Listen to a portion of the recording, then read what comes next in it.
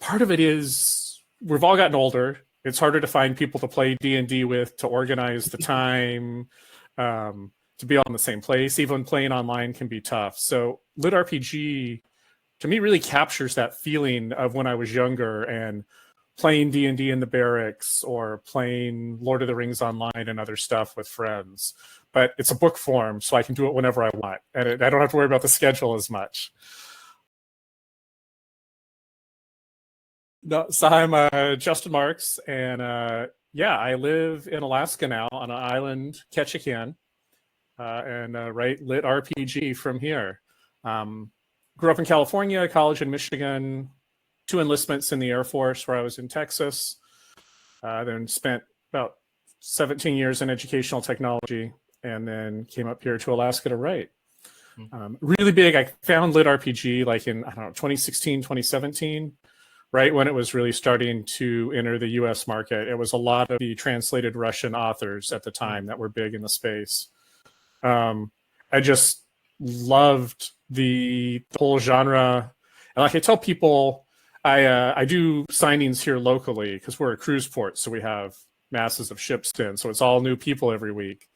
Part of it is we've all gotten older. It's harder to find people to play D&D with, to organize the time, to be all in the same place. Even playing online can be tough. So LitRPG, to me, really captures that feeling of when I was younger and playing D&D in the barracks or playing Lord of the Rings online and other stuff with friends. But it's a book form, so I can do it whenever I want. And I don't have to worry about the schedule as much. I'm really big into the post-apocalyptic. So my first series, the At the End of the World series, is post-apocalyptic fantasy. And then my next series, which actually, I don't know when this will be released, but from the day we're recording it, comes out in about 2 weeks, is more of a science fiction-y kind of lit RPGs here in Alaska. So I don't know, that's a quick summary of me. No, that's great, honestly. I know that, like, really, I know you showed a little bit of a cover reveal a couple days ago. So again, like you said, we don't know when this will go out, but it looked great, what I saw so far. And I don't know if you did want to show it off, if you do have it available, feel free at any point, but we can do it towards the end. I won't put you on the spot. I might send it to you and you can cut it in somehow. I don't really have a hard copy anywhere. So that's fine. That's fine. I'd have to find it I appreciate the confidence in my cutting skills. I think who knows? Maybe I got to take an editing class of some sort, but I appreciate it. Do you want to talk about your books a little bit more? So especially the first one. So yeah, sure. Yeah, and I grabbed it here. It's got a different cover on the digital copy, but this is the paperback copy, The Fort at the End of the World. So it's a completed 5-book series, and it's about this group of 5 friends. They're out at a lake house in Central California for a weekend, finally of getting together to play board games and role-playing games. And yeah, the system comes to Earth, everything freezes, and it's fairly traditional. You know, you have the druid and the ranger and the mage and the tank and the cleric.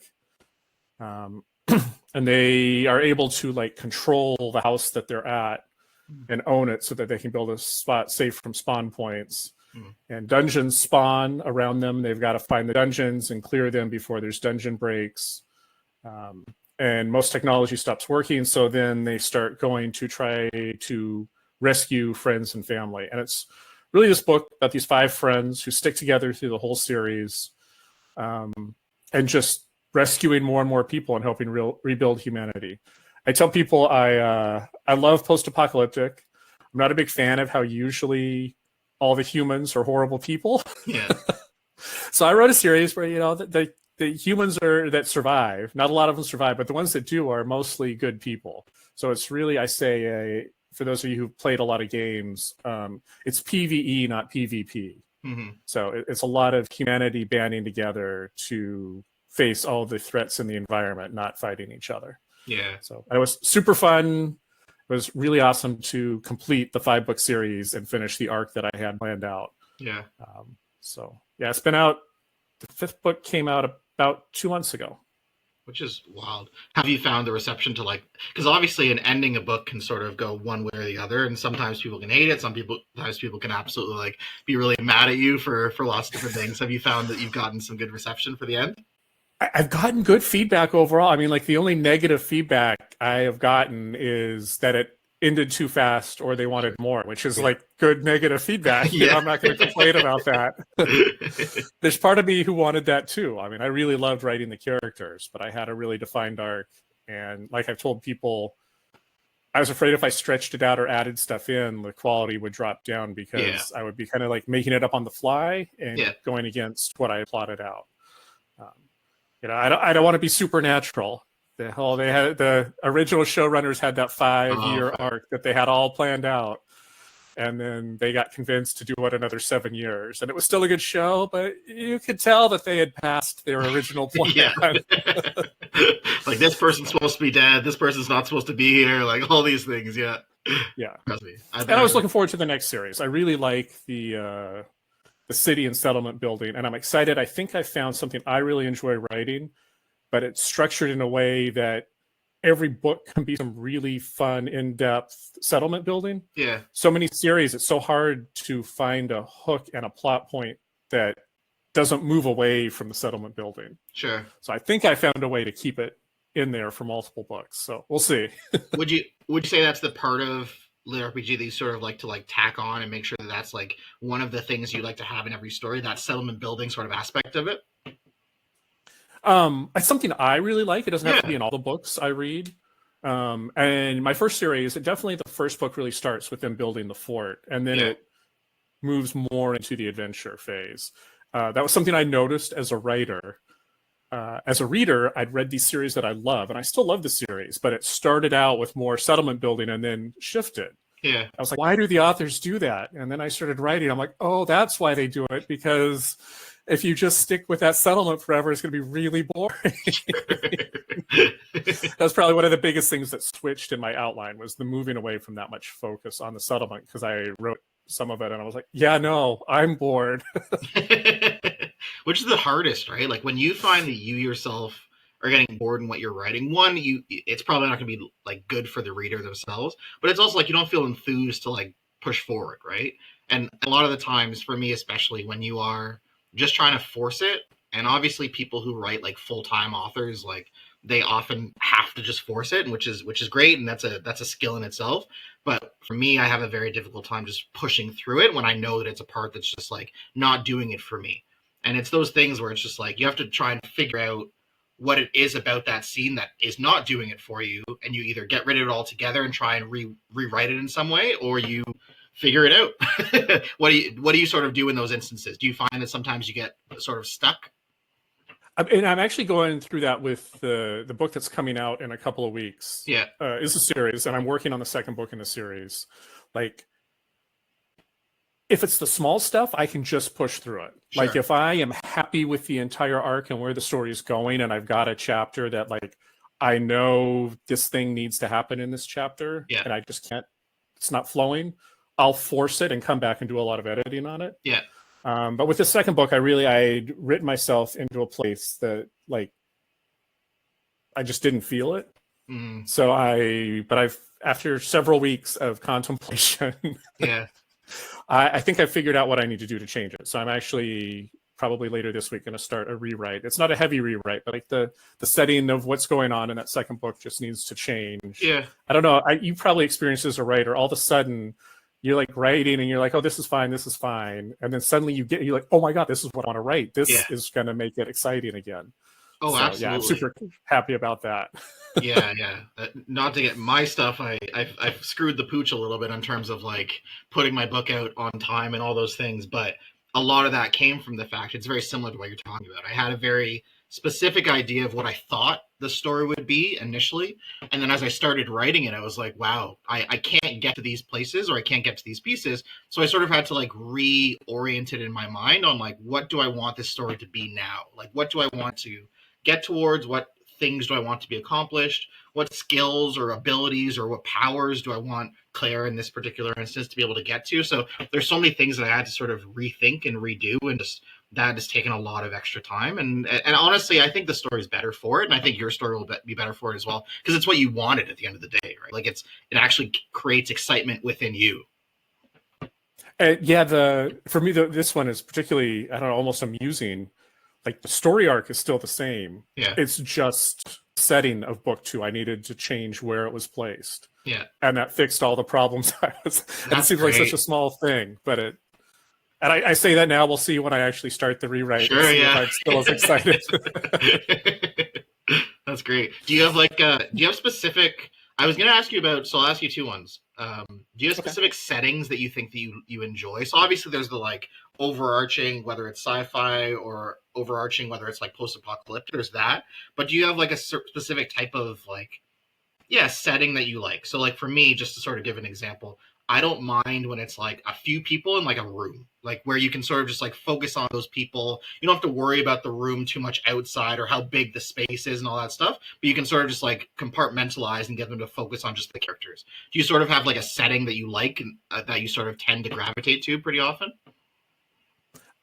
I mean, as a writer, I think I really lean toward the post-apocalyptic and some of the settlement building. Sure. I'm going to go way back here, but like Chronicles of Narnia, sure, which is a portal fantasy, probably one of the first ones. Yeah. I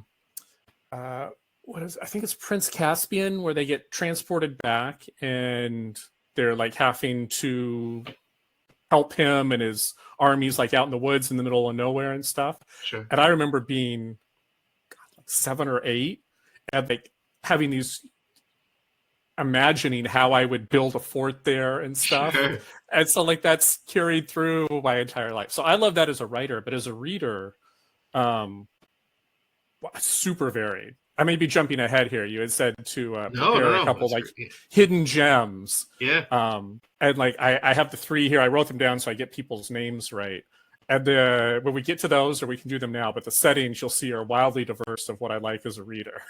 Honestly, no. If it's okay, let's do it now. So I'd asked you, like you said, I'd asked you to come with some like hidden gems, things that you read. So we talked previously in the past about the fact like you're a huge Royal Road reader. You're a huge like reader in general. You read very, very quickly, which I can appreciate a lot. And yeah, so I'd love to hear what you sort of think would be some hidden gems for some people. Yeah. So these are all ones that are on Kindle Unlimited, and I think some of them are on Audible too. I'm not an Audible listener. Sure. So Into the Past, a Pleistocene lit RPG adventure. Sure.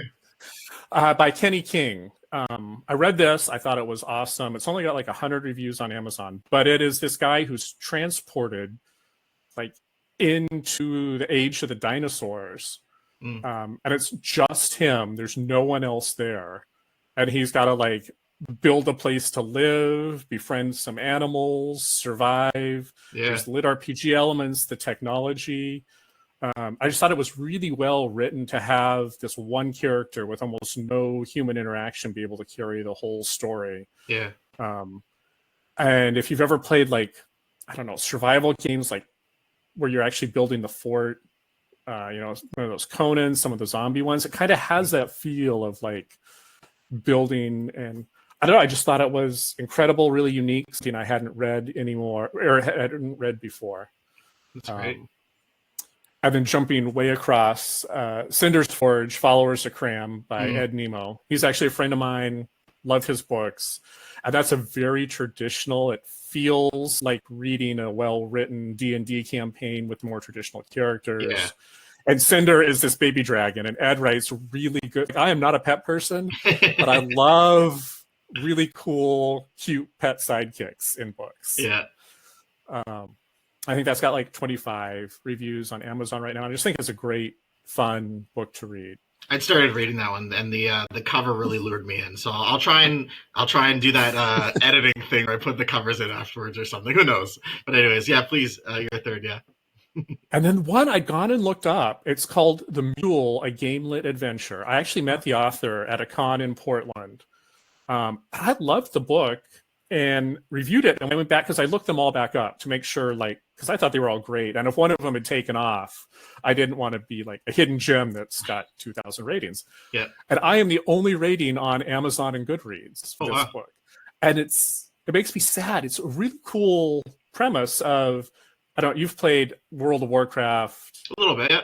Something like that, or Lord of the Rings Online. You've got your character select screen, and you've got, because you make multiple characters. The whole premise of this is like, what do they do when the human's not playing them? Oh, yeah. Like that they're actually alive, and they're like, oh no, the player is logging in. We've got to like stand there and look pretty to see if he's going to pick us today. And it focuses on the mule, which a lot of us have had, where you have the character that's just what you stick all your loot on because you don't have enough inventory space. And it's just this really cool, awesome story. And I'm like super sad that I'm the only one who's ever reviewed it. And it's totally unique and well written. So, but I think that kind of gives a view of, as a reader, I've got a pretty diverse set of tastes. Yeah, no, absolutely.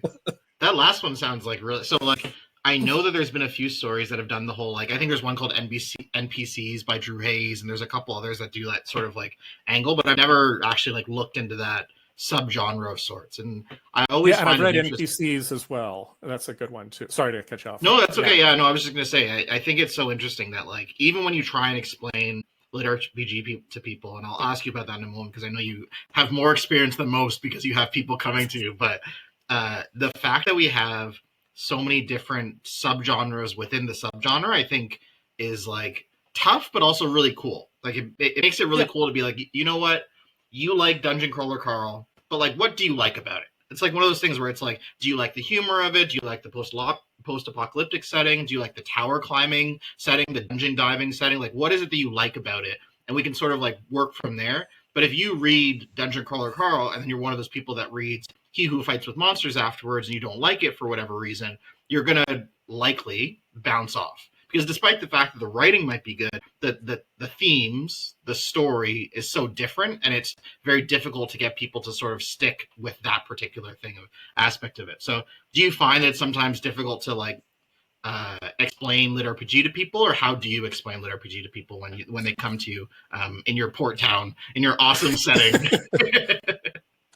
I mean, it's gotten easier just because I've done it so much at this point. I sit there for 2 or 3 hours a week talking about LitRPG. That is amazing. Some of it ends up like we talk to people and they end up buying other people's books because as I talk to them and figure out what they're going to like. I think I have an advantage there is they're coming into a board and role-playing game store, so they're somewhat primed for that. Yeah. That said, we also have people who just wander in off the ship and like have no idea where they are. But no, like I said earlier, part of it is just like it captures that feel of playing. If it's someone who I can tell is a D&D player or an online video game RPG player, you know, it's capturing that feel. And just like with online games, you can be playing EVE Online or World of Warcraft or Lord of the Rings Online. There's all that variety in there. Yeah. So kind of to what you were saying, there's that big overarching online role-playing game, and then there can be a lot of subgenres. Yeah. Someone who's playing EVE Online is probably not going to enjoy Lord of the Rings Online. So yeah, tell them about that. And then some of it is just who you're talking to and what they're into. But yeah, for me, some of it's the post-apocalyptic setting. Some people are just really into that without the LitRPG side. Mm-hmm. So some of it's just talking about your book. Dungeon Crawler Carl has been a huge help because this summer, it seems like, I don't know, 50, 60% of the people who come in either have read it or know about it. So compared to last summer when there was a lot of more explanation needed, people at least have a rough idea of what it is. Yeah. And being in person helps because I open up the book. This is I'll plug it here, the 5th book in the series. Yeah. But, actually like pulling up and being able to show, there's the character sheets there and being able to show that in person and then like read through one of the skill descriptions can really help cement it in their mind as well. That's honestly it. It's really exciting to talk to people and to be like boosting the genre as a whole. I think authors and readers in this genre are all so cool. Almost none of the authors are trying to gatekeep or have a me versus you mentality. We all help each other out and plug the genre. So I'm always excited to get someone interested in the genre, even if they're not going to buy my books and they're going to buy someone else's. Yeah. Like, the more people out there reading LitRPG, the better. Well, exactly, right? And I think that's the point of like the sale overall, right? Like it's been cool to get all these different people, but I want to make sure, because you brought it up a couple times, I want to make sure I ask you about it. So you've mentioned D&D. Have you started a D&D group in Alaska out there? Are you out here DMing? I don't know if I've ever asked you. And if you aren't, is that something that you want to do at some point potentially? I mean, I did a lot of DMing, particularly when I was in the Air Force. Oh, no way. But yeah, I was in military intelligence, and we had this rotating 5-2, 5-3 schedule, which Sure. meant our weekends rotated and we worked swings and mids. So there was a group of like 4 or 5 of us who pretty much would finish our shift, go back to the barracks, and play D&D. We had like 3 of us who DM'd. We were probably playing like 20 to 30 hours of D&D a week. Wow. For months and months and months and years. So I loved it. I still play occasionally. I don't think that I can DM without impacting my writing. Like, Sure. I only have so much Yeah. creativity and mental juice, and if I burn that on DMing, I'm not going to be as productive at the writing. Yeah. So while I can play, I don't see myself DMing at the same time. Oh, on that actually, like one of the things I was going to ask you about is like things that you find that carry over from one story to the next. So do you find that there are certain, let's say, like powers or weapons or monsters that you've been able to like, carry over from your fantasy setting over to your sci-fi setting? And how has that sort of been it while you've been writing this new one? In this case, no, the settings don't really give themselves or lend themselves to that. Justin, you're too creative, man. You're too creative. Come on, be like the rest of us. Give us a couple copied over the. No, I'm kidding.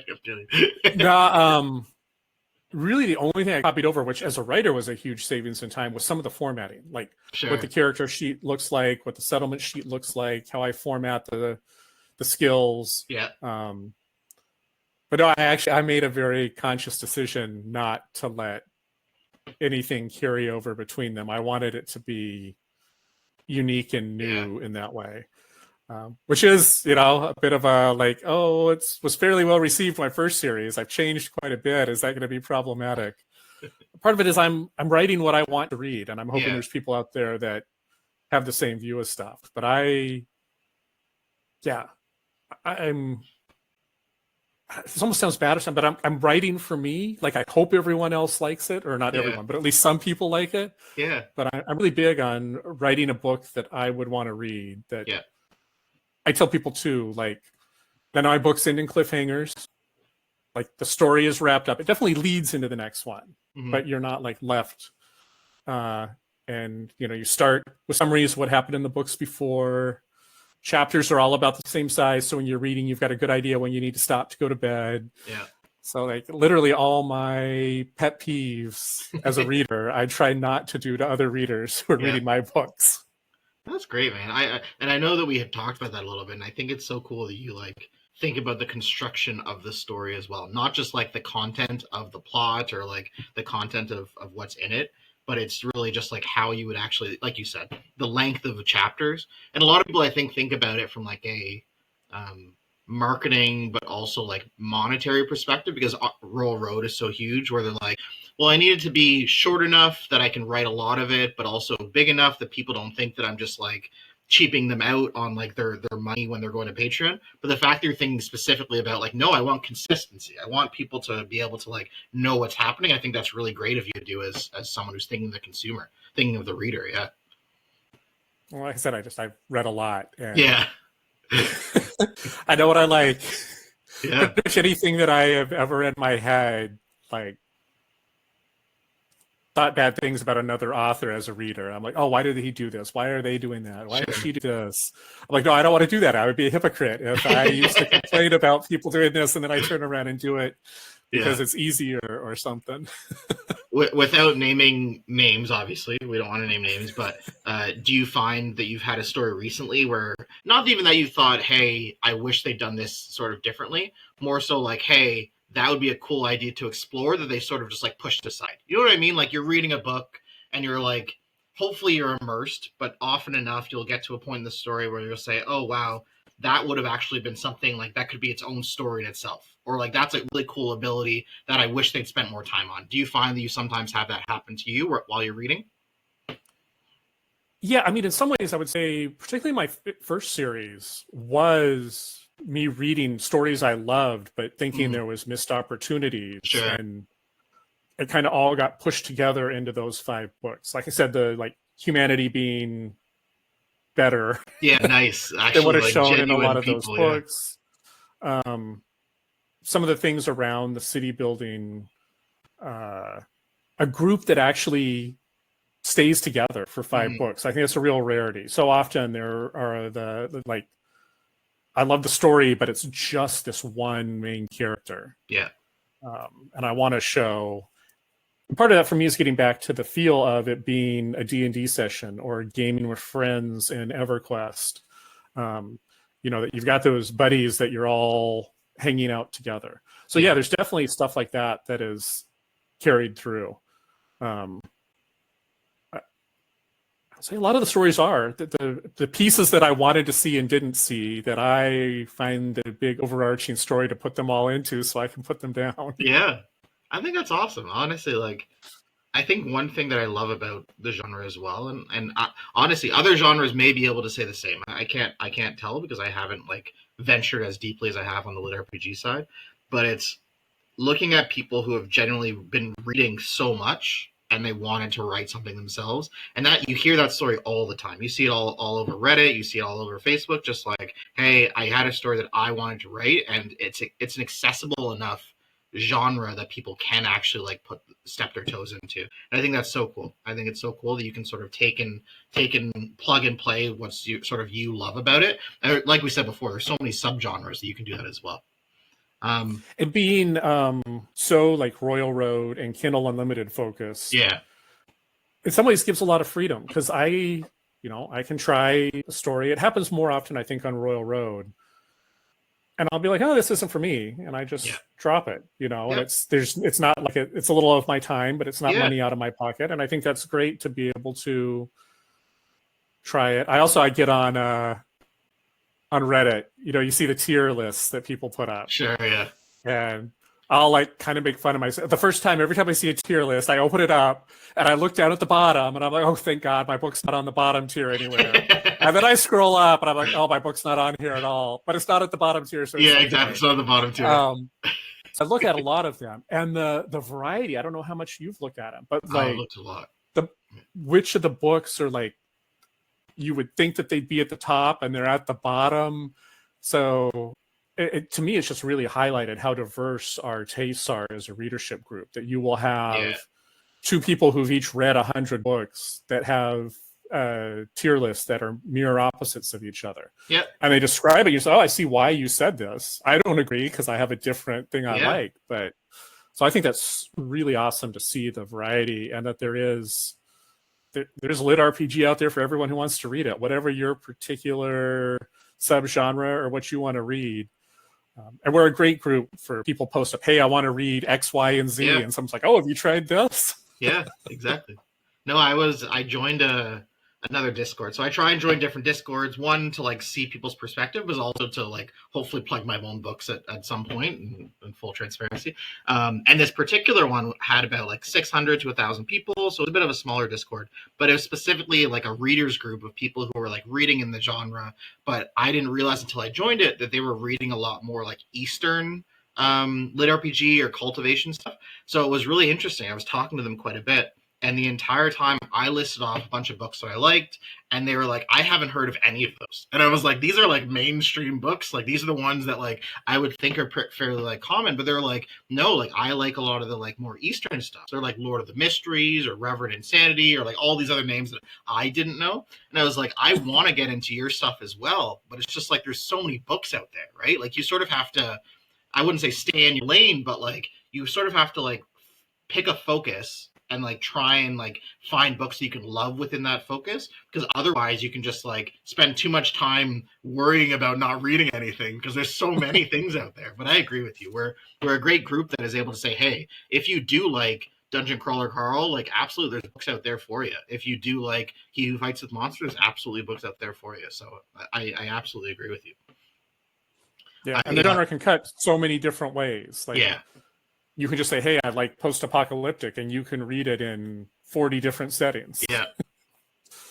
Do you have a sort of setting, or so I don't want you to get sidetracked from your current sci-fi, of course, But do you already have like ideas in mind for like future stories? Sci-fi-ish. Sci-fi-ish, exactly. That's fair. Sci-fi-ish. Yeah, I have some stuff bouncing around. There's Yeah. one idea that's not fleshed out enough, kind of a side story to my first series. Um, although I'm always hesitant to go back like that, so we'll see on that. Yeah. But yeah, I've got a couple things floating around in different settings and things I want to try. It's hard to think, like I kind of have, other than what I'm working on, general ideas floating around and coming together. Yeah. Because by the time I get to it's time to write my next series, who knows how much else I will have read that has inspired me in different ways. Yeah. So That's so true. when I used to manage people, I'm always like, have a general plan, but then like you don't firm up the plan until you're ready to start doing it. It's so true. Like one of this story. So I wrote a different story, and that story started from this like very. It was a cool idea to me, but it started from an idea, and I think it's often like you said, you have an idea, you try and flesh out that idea, and the story you end up actually writing can often turn into something completely different. So to your point, never close off the possibility that it's a different story you will eventually write. Give yourself that time to sort of flesh it out, think about it, and give yourself that time to really see what you feel like when you actually get to that point. Absolutely. So I'm pretty OCD, so once I actually start the writing and have an arc, it's going to stay fairly close to that arc, probably. I want to give you an opportunity as well. So, like, you talked about your first series with the 5. For your next one, so first I'm curious, do you have that arc sort of planned out as well? And do you know if that transcends to, like, a certain number of books within the series? And then I want you to sort of, here I'm putting on the spot because it's a new story and you haven't had this opportunity, but do you want to plug that one as well? I want to give you a chance because we don't know when this will come out to plug that one too. Sure. Yeah, I'm hoping actually. So today is the 7th of July, that it's going to go out for pre-order within the next day or two for a July 22nd release. I'm going to the LitRPG Con in Denver next week. And I did want to be able to talk about it there and say, hey, if you're interested, you can go pre-order it now. So yeah, this one is set here in Alaska on a neighboring island is the main setting, Prince of Wales. I'll give a little factoid there. It's the 4th largest island in America. Oh, wow. Not very many people, but it is incredibly gorgeous and stunning. And I've been there a couple times. But the idea of the story is there are some alien criminals who are fleeing from the space police, I guess. We don't really go into that too much. But they fly through our solar system, kind of winging our sun, plunging the sun into a cooling period and the Earth into an ice age.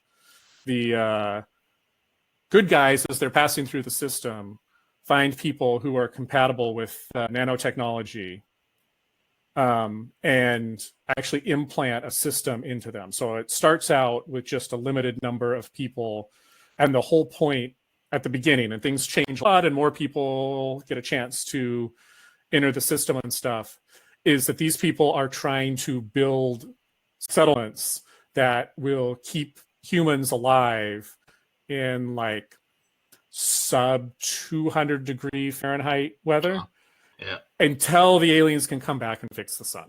Yeah. Which could be hundreds of years. So I've spoiled it a little bit more than I planned there, but that's okay. Hopefully not too much. There's still lots of things you don't know about what's going to happen. Oh, absolutely. I think that's great. And then, this one, I mean, there's a bit of it. I'll dive into the business side. Hopefully people don't think that that's... Like with my first series, the first book didn't really say it was book 1 in series, because I was like, like hiring an editor to do 5 editing passes. You've got the beta read pass, the development edit pass, the line edit pass, the formatting pass, the proofreading pass, getting a cover design. That's a lot of money. Yeah. So the first one, I was like, I have no idea if anyone's going to read this. So I'm going to kind of just put it out there as a book by itself and see if I can at least make back the money I sunk into it. And then once I saw that I was at least getting close to making my money back, then I copped to the fact it was going to be a series. So this new one, I've got it plotted out based on how I'm enjoying writing it and how the sales are, as either a 3, 6, or 9 book series. I basically have three book arcs planned out. And part of it will be, if I'm okay not making money, I'm not okay losing very much money. So if it doesn't sell really well, I really think I'll at least do the first 3 book arc and complete it. But then it might wrap up there. And I have kind of off wrap points at the 3, 6, and 9 book mark. I don't really see I would take it past 9 books. And even that might be a stretch. I've been more, as I'm writing, leaning toward the 6. Even as much as I loved writing my first series, I feel like as a writer, it's hard to keep everything as focused and tight. And we all know that's a problem with LitRPG, the power creep. Like, how do you not just repeat the same thing where you have this book, your main characters get super powerful, they defeat the bad guy, and then the next book you've got to either depower them or create a new bad guy that's just as powerful as. So that gets hard book after book to keep that going. No, I agree. Same thing. I try and always, well, not with my next series, but with my first 2 series, I always try and create like a cap of sorts, and that cap they may never reach. Like in the first series I wrote, they never reached it. They got not even close to it, and it ended. Because at the end of the day, I wasn't intending to write a story where they become like the most godly, otherworldly. This wasn't the story I was telling. But you're absolutely right. It's so hard to, especially keep it, I think, in my opinion, really interesting as well, when you are always having to have the biggest possible battle, and then you're like, okay, well, what do I write the next story? Like, I have to either one up that, or I need to have a way where they go back down to your point, depower, and then basically just do a lot of the same things again. So I fully agree with you. It's very difficult to sort of navigate that lens. And some stories would do it very well, but obviously there's other stories that sort of can't. And it's hard to do as a writer. It's very difficult to do as a writer, Yeah, I put a lot of thought into that. My first series, like each of the books has a different goal. The goals build on each other, but so it wasn't a big bad each book. Just because I didn't think I would be good at writing that. I don't have a problem with that. I love some stories that are that way. What's one? David North, Battlefield Reclaimer. Like, he's got a new big bad each book and has to power up. I think those are really well written. I love those stories. That was one of the ones I started reading that on Royal Road when he was still doing it on Royal Road before he dropped off there. David's a great guy. Yeah, absolutely a great guy. He's very helpful, and he's very nice about the sale and everything too. I only read the first book in that series, but I really enjoyed it as well. Okay, so I'm looking at the time. I can't do the game that will potentially get you canceled. So I thought of a different game. Okay, so this game is basically a would you rather or a this or that sort of game. I thought it'd be kind of cool. I don't have any graphic for it, so you'll have to sort of like play along with me. But basically, I'm going to give you 2 things, and I want you to sort of say which one you would rather either write about or write about, and then sort of give me like a why as to like why you would want to write about one versus the other. Okay. And they're going to be sort of tough. There's some easy ones, then some sort of tougher ones. So I'm going to take a drink of my SodaStream energy drink that is this very unnatural shade of orange. As I saw it on the camera, I'm like, what sort of potion would that orange be? Yeah, exactly. It's watered down. I'm thinking crush. Stamina. Yeah, exactly. Stamina. Okay. The first is, would you rather write, and I think this will be tough, romance or historical nonfiction? I mean, both of those are actually interesting because I've thought about both. Oh, no way. My undergraduate in college was political science, economics, and history. Oh, wow. I originally went into the military because I planned to go into politics and thought anyone who went into politics should have spent some time in the military. Sure. All of that totally changed, but probably the historical nonfiction. Really? Well, yeah, now that I know your background, I think that makes more sense, yeah. But you're telling me you don't want to write some really spicy, steamy romance set out in Alaska? Yeah.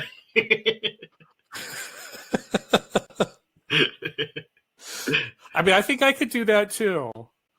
But no, I think some like historical nonfiction, maybe like in Greek or Roman times would be really interesting to research and write.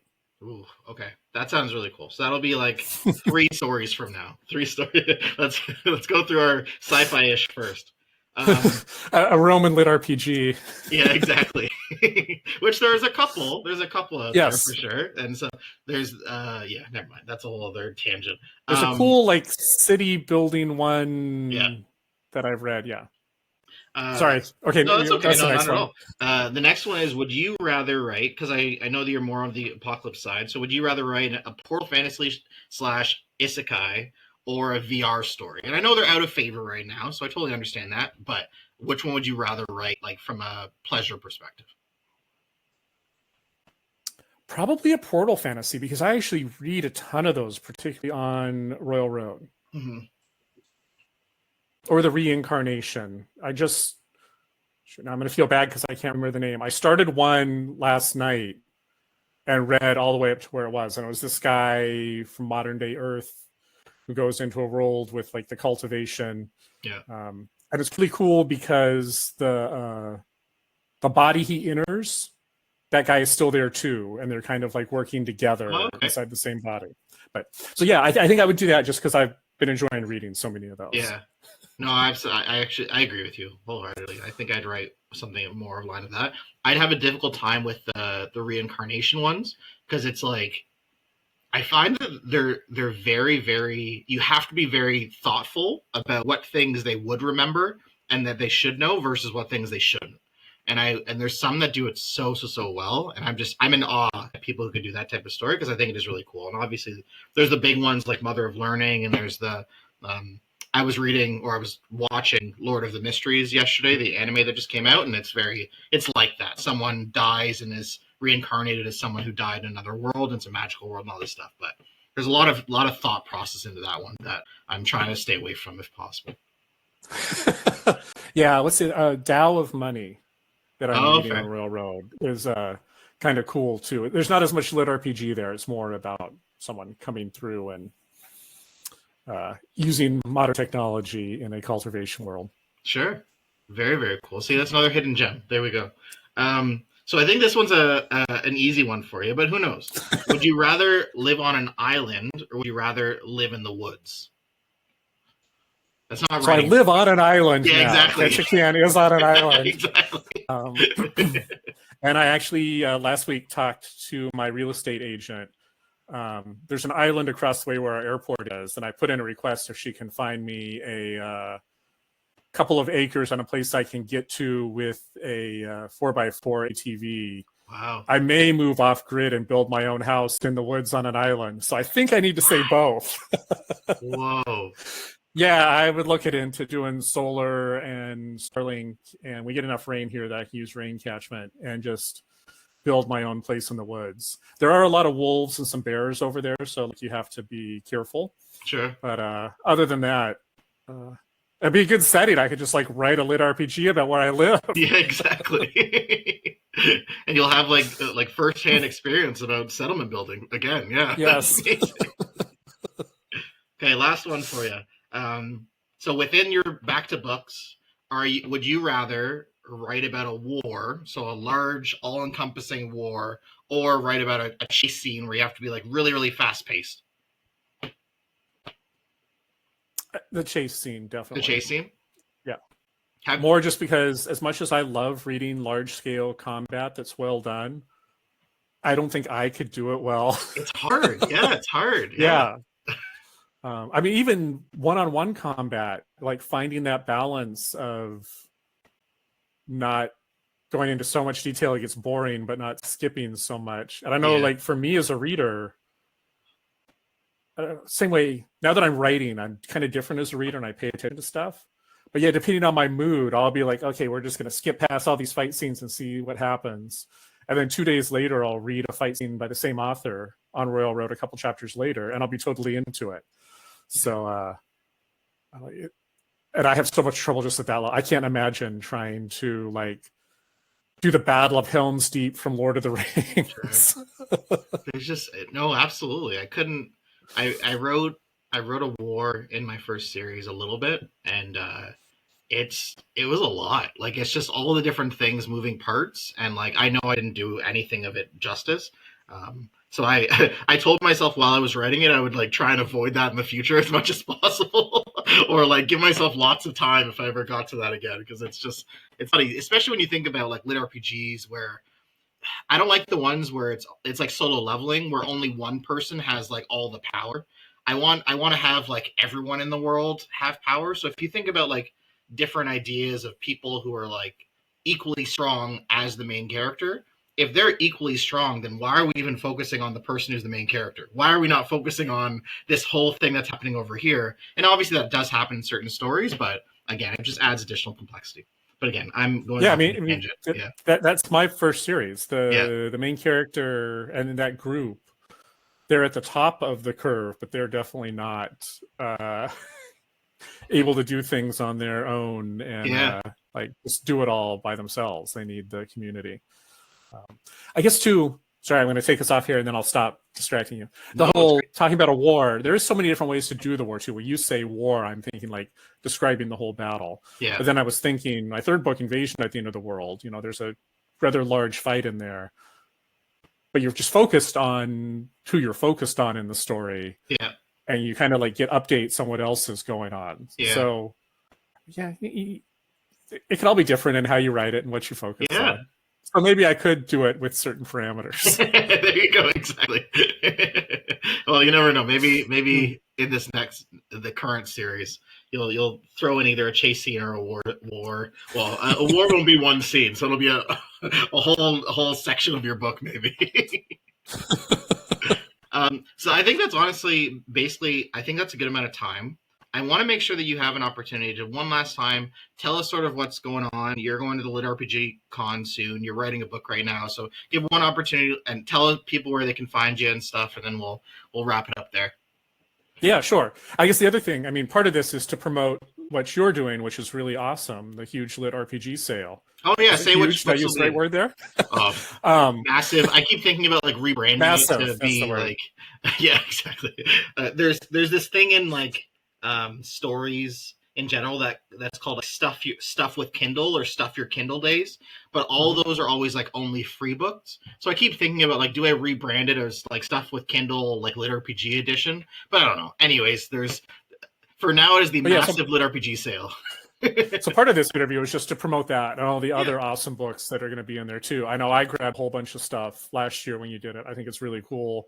I think all of us as authors and readers appreciate, one, the chance to get our books out there, and as readers, I'm always down for some cheap books. Yeah, that's the goal. Because I love Kindle Unlimited, but I also like owning the digital copies. So the first 4 books in my series are going to be up for 99 cents each as part of the sale. I did not put the 5th and final book up. I've got to make back the money to pay for my editor before I put that one on sale. Yeah. So yeah, you can find them there. And then I am on Facebook, Justin Marks Author. I'm on Instagram. I'm not too active on Instagram. On Facebook, I try to update at least once a week. I'm also on Blue Sky. I think writer NAK. You can link to it from my Facebook. And I'm all excited. I just now have my own justinmarksauthor.com webpage. Oh, that's great. So that is up there. I did a Q&A in 2 parts. It actually ended up pretty large about the series as a whole. So if you've read the series, you might want to go read that. It does have spoilers, so if you haven't read the series, I'm just warning you ahead of time. And then I had also written for a contest I never ended up submitting, but like a 2,000-word short story set in the End of the World universe up in Alaska. So just a short story that's up there that's free as well. And then, yes, if you are on a cruise coming through Ketchikan in the summer, Gateway Games is an awesome game store. They have signed copies of my books there. And I'm usually there on Thursdays for 2 or 3 hours talking to whoever wants to come through and talk about LitRPG and my books and writing. Some of those have been really cool. Usually people, because they're on a cruise, just buy book 1. It's happened many times, I don't know, 4 or 5 times, got a message from a guy. He's like, yeah, I picked up your first book and loved it. Can I get the other 5 or 4 books signed and shipped to me? And that's always really heartening to hear. So yeah, and then they're on Amazon, and the first series is all on Audible. Royal Guard Publishing did the audiobooks. I don't know for sure the new series, when or if it'll be on Audible. Royal Guard wants to see my sales numbers before they decide if they want to do next one. Yeah. So yeah, I mean, I think that's all that stuff. That's amazing. Thank you so much again for doing this, man. I want to make sure it's recorded. Yeah, genuinely, thank you. You have been amazing. You've actually supported me in a couple of the different things. This being one of them. You supported me on my Kickstarter. So, like, honestly, thank you so much. Yeah, the Kickstarter was awesome, and I'll plug you there if anyone's looking for. I really love like a Kickstarter where everything gets to me on time and is what was promised, because that doesn't always happen. So not only was it cool, but I liked that it was all on time. Oh man, you're the best. You're the best. Okay. From August 22nd to 24th, I'll be running a massive LitRPG sale. That sale will include at least 200 free ebooks, all within the LitRPG and progression fantasy genre. I'd like to thank everyone for checking out the site, checking out the sale, sharing it where you can, and an especially big thank you to all the authors and publishers who have given me their blessing to host this site. I really do appreciate it. Come grab some free books.